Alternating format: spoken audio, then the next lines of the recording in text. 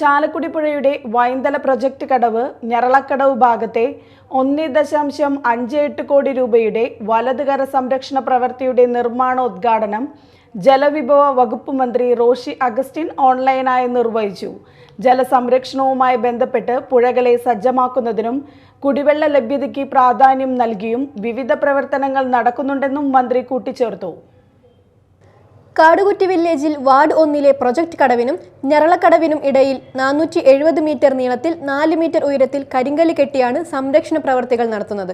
പുഴ ദിശ മാറി ഒഴുകുന്ന സ്ഥലമായതിനാൽ മഴക്കാലത്ത് സ്ഥിരമായി വെള്ളം കരയിലേക്ക് ഇരച്ചു കയറുന്നത് കാരണം നേരിടുന്ന മണ്ണിടിച്ചിൽ ഒഴിവാക്കുകയാണ് ലക്ഷ്യം. പാളയംപറമ്പ് മനപ്പടി റോഡിലെ പുഴയോരത്തിന് സമീപം നടന്ന ചടങ്ങിൽ സനീഷ് കുമാർ ജോസഫ് MLA അധ്യക്ഷനായി. Irrigation central circle superintending engineer SK Rameshan, block panchayat president Venu കണ്ടരൂമടത്തിൽ, gramapanchayat president Princy Francis, block panchayat vice president Leena Davis, ward അംഗം KC മനോജ്, ജലസേചന വകുപ്പ് ചീഫ് എഞ്ചിനീയർ R പ്രിയേഷ്, ജനപ്രതിനിധികൾ, വിവിധ രാഷ്ട്രീയ പാർട്ടി പ്രതിനിധികൾ, വകുപ്പ് ഉദ്യോഗസ്ഥർ തുടങ്ങിയവർ പങ്കെടുത്തു. Media time, Chalakudy.